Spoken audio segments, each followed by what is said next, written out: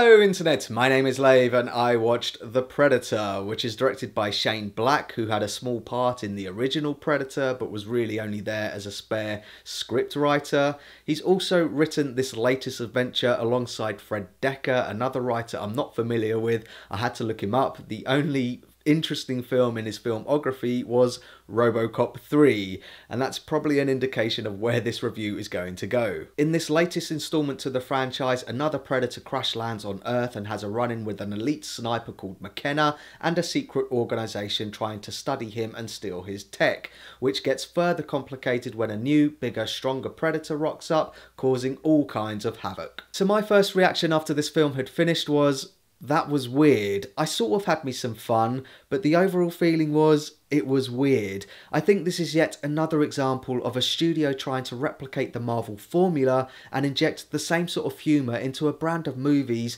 where it has no place to be. Shane Black's humour and Marvel humour don't really mesh. Just look at Iron Man 3 as an example. I think his best movies like Kiss Kiss Bang Bang and The Nice Guys are examples of when his humour, his off-kilter, laddish, non-PC humour really works. And in this one it feels like he's pandering to the Marvel audience by creating a Marvel movie with virtually every character cracking off jokes for our benefit. Some of which landed early on in the film, but it just keeps on coming, and I sat back and thought, come on, you need to tone it down a bit, especially when the Predator itself gets in on the act and does a visual joke which doesn't get a thumbs up from me. I had to draw the line there. All of this humour clashed with the more sentimental side of the film. So you've got the sniper McKenna, he's got this estranged relationship with his son who gets entangled with the plot, which gets a bit unbelievable. You've also got the ragtag bunch of loopy soldiers who tag along with him to help him take out the Predator, and they're all macho men like the first one, but the spin is that they're all damaged in some way.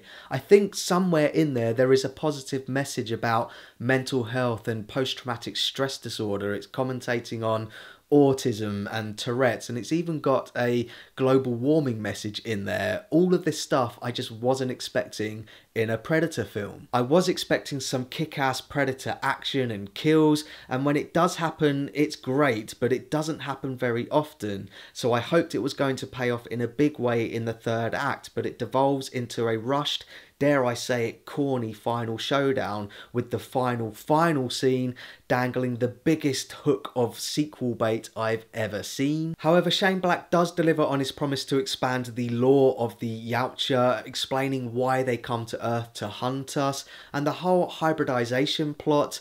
It doesn't go the way that I thought the trailer teases it, which is a good thing, even though he does explain it with some really clunky exposition. And of course he also references the other Predator movies with characters mentioning the incidents in 1987 and 1997, and he also puts a new spin on all of the one-liners. So instead of someone saying you're one ugly motherfucker, they say you're one beautiful motherfucker, and one character even says get to the chopper at one point, but he's not referring to a helicopter.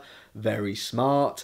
And there's also a line where someone says, "I'll be right back," which is what Arnie was supposed to say in the original Terminator film, but he couldn't because of his accent. He also borrows the concept of predators having dogs from Predators, but they couldn't resist turning them into a joke as well. It was like, oh, come on, man, enough with the jokes. The film is very zany and a bit slapstick in some moments. I'm trying to think of a good analogy without spoiling the film, and this is the best I can come up with, so please bear with me.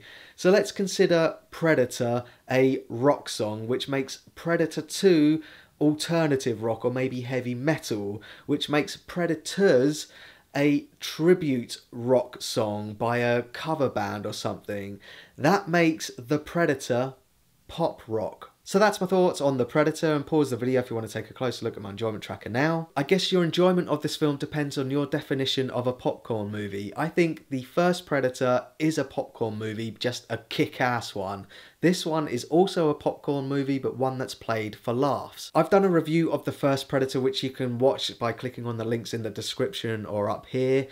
I think they should definitely make a Predator prequel, which I explain in a lot of detail in that video, so please go and check it out.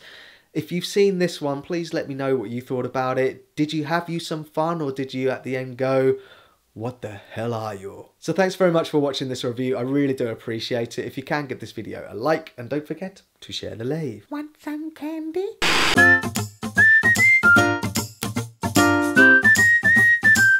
Subscribe.